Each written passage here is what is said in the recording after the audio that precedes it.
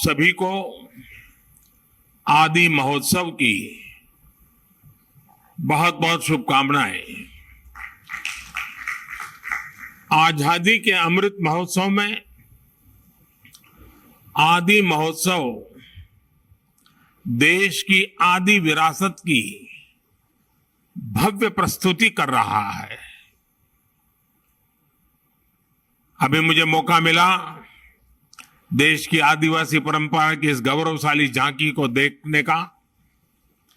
तरह तरह के रस, तरह तरह के रंग, इतनी खूबसूरत पोशाकें, इतनी गौरवमयी परंपराएं, भिन्न भिन्न कलाएं, भिन्न भिन्न कलाकृतियां, भांति भांति के स्वाद, तरह तरह का संगीत।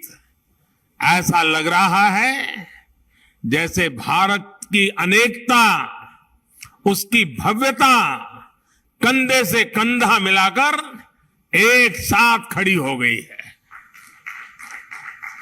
ये भारत के उस अनंत आकाश की तरह है जिसने उसकी विविधताएं इंद्रधनुष के रंगों की तरह उभर करके सामने आ जाती है।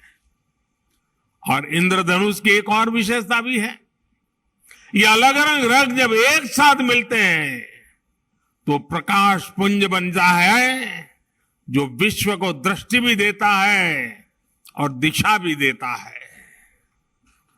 ये अनंत विविधताएं जब एक भारत श्रेष्ठ भारत के सूत्र में पिरोती हैं, तब भारत का भव्य स्वरूप दुनिया के सामने आता है। तब भारत अपने सांस्कृतिक प्रकाश से विश्व का मार्गदर्शन करता है। ये आदि महोत्सव विविधता में एकता, हमारे उस सामर्थ्य को नई ऊंचाई दे रहा है। ये विकास और विरासत, विकास और विरासत के विचार को और अधिक जीवंत बना रहा है। मैं अपने आदिवासी भाई बहनों को और आदिवासी हितों के लिए काम करने वाली संस्थाओं को इस आयोजन के लिए बधाई देता हूं। साथियों, 21वीं सदी का भारत सबका साथ सबका विकास के मंत्र पर चल रहा है। जिससे पहले दूर सुदूर समझा जाता था, अब सरकार दिल्ली से चलकर उसके पास जाती है। जो पहले खुद को दूर सुदूर समझता था, अब सरकार उसे मुख्य धारा में ला रही है। बीते 8-9 वर्षों में आदिवासी समाज से जुड़े आदि महोत्सव जैसे कार्यक्रम देश के लिए एक अभियान बन गए हैं। कितने ही कार्यक्रमों का मैं खुद भी हिस्सा बनता हूं। ऐसा इसलिए क्योंकि आदिवासी समाज का हित मेरे लिए व्यक्तिगत रिश्तों और भावनाओं का विषय भी है। जब मैं राजनीतिक जीवन में नहीं था, एक सामाजिक कार्यकर्ता के रूप में, संगठन के कार्यकर्ता के रूप में काम करता था, तो मुझे अनेकों राज्यों में और उसमें भी हमारे जनजातीय समूह के बीच जाने का अवसर मिलता था। मैंने देश के कोने कोने में आदिवासी समाजों के साथ, आदिवासी परिवारों के साथ कितने ही सप्ताह बिताए हैं। मैंने आपकी परंपराओं को करीब से देखा भी है, उसे जिया भी है और इनसे बहुत कुछ सीखा भी है। गुजरात में भी उमरगाम से अंबाजी तक गुजरात की पूरी पूर्वी पट्टी, उस आदिवासी पट्टे में जीवन के अत्यंत महत्वपूर्ण वर्ष मेरे आदिवासी भाई बहनों की सेवा में लगाने का मुझे सौभाग्य मिला था।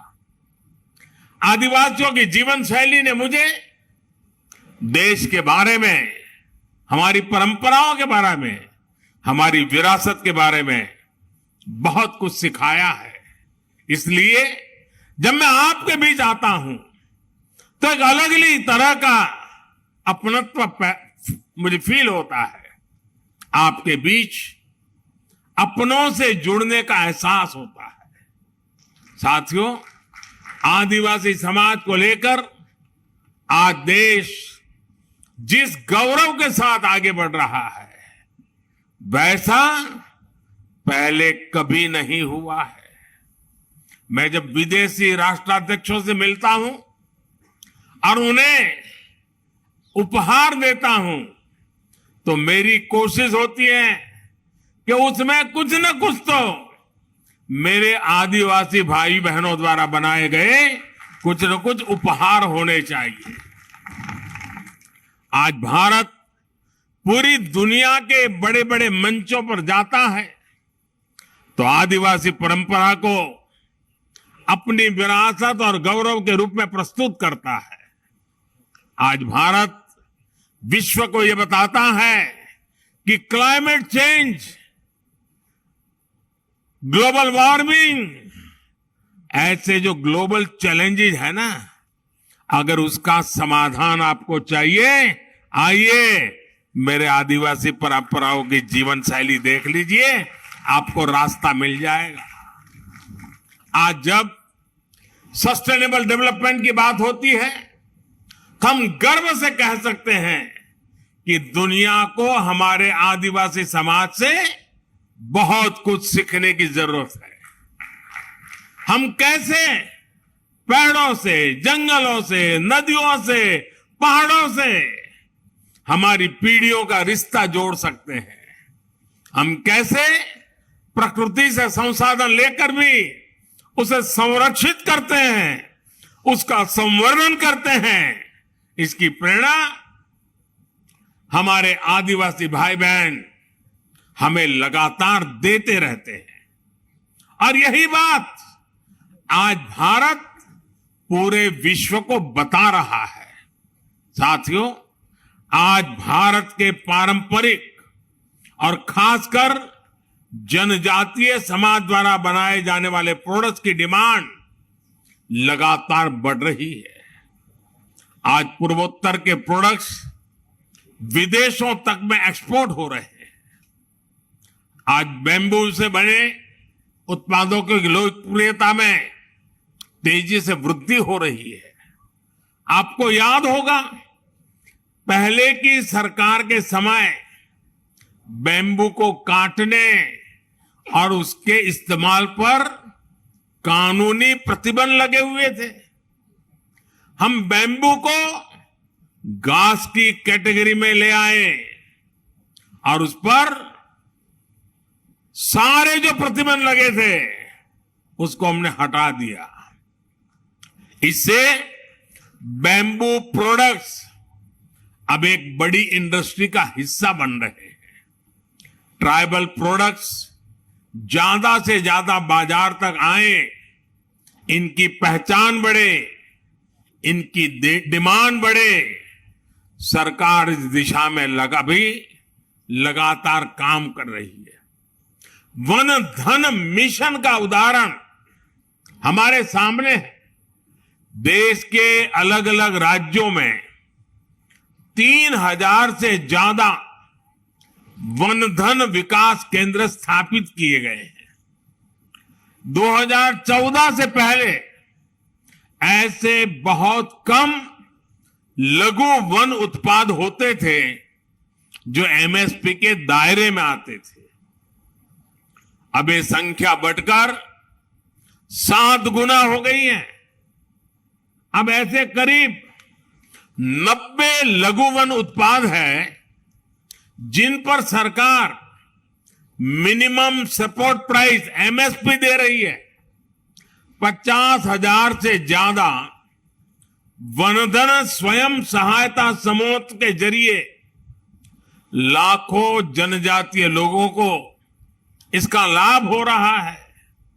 देश में जो स्वयं सहायता समूहों का एक बड़ा नेटवर्क तैयार हो रहा है, उसका भी फायदा आदिवासी समाज को हुआ है। 80 लाख से ज्यादा स्वयं सहायता समूह, सेल्फ हेल्प ग्रुप्स इस समय अलग अलग राज्यों में काम कर रहे हैं।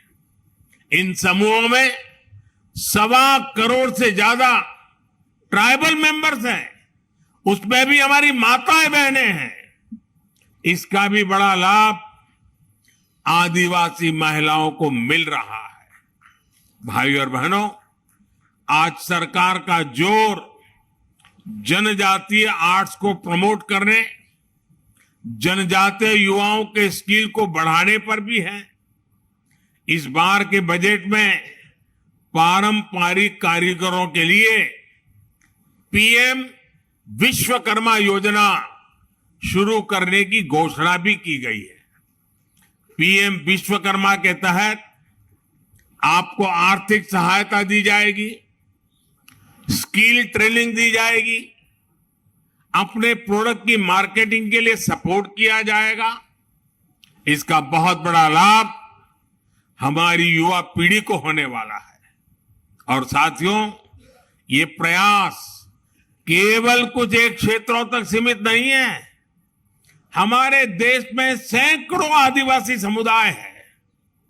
उनकी कितनी ही परंपराएं और हुनर ऐसे हैं जिनमें असीम संभावनाएं छिपी है। इसलिए देश में नए जनजातीय शोध संस्थान भी खोले जा रहे हैं। इन प्रयासों से ट्राइबल युवाओं के लिए अपने ही क्षेत्रों में नए अवसर बन रहे हैं। साथियों, जब मैं 20 साल पहले गुजरात का मुख्यमंत्री बना था, तो मैंने वहां एक बात नोट की थी। वहां आदिवासी बेल्ट में जो भी स्कूल थे, इतना बड़ा आदिवासी समुदाय था, लेकिन पिछली सरकारों को आदिवासी क्षेत्रों में साइंस स्ट्रीम की स्कूलें बनाने में प्राथमिकता नहीं थी। अब सोचिए, जब आदिवासी बच्चा साइंस ही नहीं पढ़ेगा तो डॉक्टर इंजीनियर कैसे बनता? इस चुनौती का समाधान हमने उस पूरे बेल्ट में आदिवासी क्षेत्र के स्कूलों में साइंस की पढ़ाई का इंतजाम करके किया। आदिवासी बच्चे देश के किसी भी कोने में हो, उनकी शिक्षा, उनका भविष्य, ये मेरी प्राथमिकता है। आज देश में एकलव्य मॉडल आदिवासी विद्यालयों की संख्या में 5 गुना की वृद्धि हुई है। 2004 से 2014 के बीच 10 वर्षों में केवल 90 एकलव्य आदिवासी स्कूल खुले थे, लेकिन 2014 से 2022 तक इन 8 वर्षों में 500 से ज्यादा एकलव्य स्कूल स्वीकृत हुए। वर्तमान में इनमें 400 से ज्यादा स्कूलों में पढ़ाई शुरू भी हो चुकी है। 1 लाख से ज्यादा जनजातीय छात्र छात्राएं इन नए स्कूलों में पढ़ाई भी करने लगे हैं। इस साल के बजट में ऐसे स्कूलों में करीब 40,000 से भी ज्यादा शिक्षकों और कर्मचारियों को भर्ती की भी घोषणा की गई है। अनुसूचित जनजाति के युवाओं को मिलने वाली स्कॉलरशिप में भी 2 गुने से ज्यादा की बढ़ोतरी की गई है। इसका लाभ 30 लाख विद्यार्थियों को मिल रहा है। साथियों, आदिवासी युवाओं को भाषा की बाधा के कारण बहुत दिक्कत का सामना करना पड़ता था, लेकिन नई राष्ट्रीय शिक्षा नीति में मातृभाषा में पढ़ाई के विकल्प को भी खोल दिए गए हैं। अब हमारे आदिवासी बच्चे, आदिवासी युवा अपनी भाषा में पढ़ सकेंगे, आगे बढ़ सकेंगे। साथियों, देश जब आखिरी पायदान पर खड़े व्यक्ति को अपनी प्राथमिकता देता है तो प्रगति के रास्ते अपने आप खुल जाते हैं। हमारी सरकार वंचितों को वरीयता, यही मंत्र को लेकर देश विकास के लिए नए आयाम छू रहा है।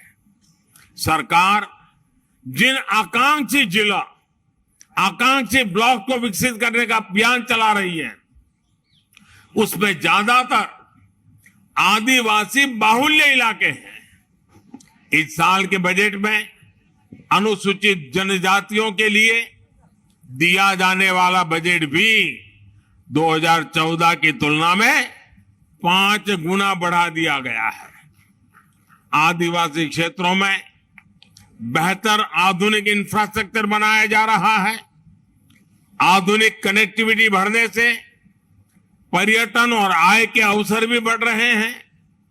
देश के हजारों गांव जो कभी वामपंथी उग्रवाद से प्रभावित थे, उन्हें अब 4G कनेक्टिविटी से जोड़ा जा रहा है। यानी जो युवा अलग थलग होने के कारण अलगाववाद के जाल में फंस जाते थे, वो अब इंटरनेट और इंफ्रा के जरिए मुख्य धारा से कनेक्ट हो रहे हैं। ये सबका साथ, सबका विकास, सबका विश्वास और सबका प्रयास, इसकी वो मुख्य धारा है जो दूर सुदूर देश के हर नागरिक तक पहुंच रही है। ये आदि और आधुनिकता के संगम की वो आहट है जिस पर नए भारत की बुलंद इमारत खड़ी होगी। साथियों, बीते 8-9 वर्षों में आदिवासी समाज की यात्रा इस बदलाव की साक्षी रही है कि देश कैसे समानता और समरसता को प्राथमिकता दे रहा है। आजादी के बाद 75 वर्षों में पहली बार देश का नेतृत्व एक आदिवासी के हाथ में है। पहली बार एक आदिवासी महिला राष्ट्रपति जी के रूप में सर्वोच्च पद पर भारत का गौरव बढ़ा रही है। पहली बार आज देश में आदिवासी इतिहास को इतनी पहचान मिल रही है। हम सब जानते हैं कि देश की आजादी की लड़ाई में हमारे जनजातीय समाज के उनका कितना बड़ा योगदान रहा है, कितनी बड़ी भूमिका निभाई थी। लेकिन देश दशकों तक इतिहास के उन स्वर्णिम अध्यायों पर, वीर वीरांगनाओं के उन बलिदानों पर पर्दा डालने के प्रयास होते हैं। अब अमृत महोत्सव में देश ने अतीत के उन भूले बिसरे अध्यायों को देश के सामने लाने का बीड़ा उठाया है। पहली बार देश ने भगवान बिरसा मुंडा की जन्म जयंती पर जनजातीय गौरव दिवस मनाने की शुरुआत की है। पहली बार अलग अलग राज्यों में आदिवासी स्वतंत्रता सेनानी म्यूजियम खोले जा रहे हैं। पिछले साल ही मुझे झारखंड के रांची में भगवान बिरसा मुंडा को समर्पित म्यूजियम के लोकार्पण का अवसर मिला था। ये देश में पहली बार हो रहा है, लेकिन इसकी छाप आने वाली कई पीढ़ियों में दिखाई देगी। ये प्रेरणा देश को कई सदियों तक दिशा देगी। साथियों, हमें हमारे अतीत को सहेजना है, वर्तमान में करते हुए भावना को शिखर पर ले जाना है और भविष्य के सपनों को साकार करके ही रहना है। आदि महोत्सव जैसे आयोजन इस संकल्प को आगे बढ़ाने का एक मजबूत माध्यम है। हमें इसी एक अभियान के रूप में आगे बढ़ाना है, एक जन आंदोलन बनाना है। ऐसे आयोजन अलग अलग राज्यों में भी ज्यादा से ज्यादा होने चाहिए। साथियों, इस वर्ष पूरा विश्व भारत की पहल पर इंटरनेशनल मिलेट ईयर भी मना रहा है। मिलेट्स, जिसे हम आमतौर भाषा में मोटे अनाज के रूप में जानते हैं, और सदियों से हमारे स्वास्थ्य के मूल में ये मोटा अनाज था और हमारे आदिवासी भाई बहन के खान पान का वो प्रमुख हिस्सा हो रहा है। अब भारत ने ये मोटा अनाज, जो एक प्रकार से सुपर फूड है, इस सुपर फूड को श्री अन्न की पहचान दी है। जैसे श्री अन्न बाजरा, श्री अन्न ज्वार, श्री अन्न रागी, ऐसे कितने ही नाम हैं। यहां के महोत्सव के फूड स्टॉल पर भी हमें श्री अन्न का स्वाद और सुगंध देखने को मिल रही है। हमें आदिवासी क्षेत्रों के श्री अन्न का भी ज्यादा से ज्यादा प्रचार प्रसार करना है। इसमें लोगों को स्वास्थ्य का लाभ तो होगा ही, आदिवासी किसानों की आय भी बढ़ेगी। मुझे भरोसा है अपने इन प्रयासों से हम साथ मिलकर विकसित भारत के सपने को साकार करेंगे। और जब मैं आज मंत्रालय ने दिल्ली में इतना बड़ा आयोजन किया है, देश भर के हमारे आदिवासी भाई बहन अनेक विविधतापूर्ण चीजें बना करके यहां लाए हैं। खास करके खेत में उत्पादन उत्तम चीजें यहां लेकर के आए हैं। मैं दिल्ली वासियों को, हरियाणा के नजदीक के गुरुग्राम वगैरह इलाके के लोगों को, उत्तर प्रदेश के नोएडा गाजियाबाद के लोगों को आज यहां से सार्वजनिक रूप से आग्रह करता हूं, जरा दिल्ली वासियों को विशेष आग्रह करता हूं कि आप बड़ी तादाद में आइए। आने वाले कुछ दिन ये मेला खुला रहने वाला है। आप देखिए दूर सुदूर जंगलों में इस देश की कैसी कैसी ताकतें देश का भविष्य बना रही है। जो लोग हेल्थ कॉन्शियस है, जो डाइनिंग टेबल की हर चीज में बहुत ही सतर्क है, विशेष करके ऐसी माताओं बहनों से मेरा आग्रह है कि आप आइए। हमारे जंगलों की जो पैदावारें हैं वो शारीरिक पोषण के लिए कितनी समृद्ध है, आप देखिए, आपको लगेगा और भविष्य में आप लगातार वहीं से मंगवाएंगे। अब जैसे यहां हमारे नॉर्थ ईस्ट की हल्दी है, खास करके हमारे मेघालय से, उसके अंदर जो न्यूट्रिशनल वैल्यूज है, वैसी हल्दी शायद दुनिया में कहीं नहीं है। अब जब देखते हैं, पता चलता है, तो लगता है हाँ, अब हमारे किचन में यही हल्दी हम उपयोग करेंगे। और इसलिए मेरा विशेष आग्रह है, दिल्ली, हरियाणा और उत्तर प्रदेश के जो इलाके यहाँ पास पास में हैं, वो यहां आए। और मैं तो चाहूंगा दिल्ली दम दिखाएं कि मेरे आदिवासी भाई बहन जो चीजें लाके आए हैं, एक भी चीज उनको वापस ले जाने का मौका नहीं मिलना चाहिए। सारे के सारे यहां बिक्री हो जानी चाहिए। उनको एक नया उत्साह मिलेगा, हमें एक संतोष मिलेगा। आइए हम मिलकर के इस आदि महोत्सव को चिरस्मरणीय बना दें, यादगार बना दें, बहुत सफल बना करके रखें। आप सबको मेरी तरफ से बहुत बहुत शुभकामनाएं, बहुत बहुत धन्यवाद।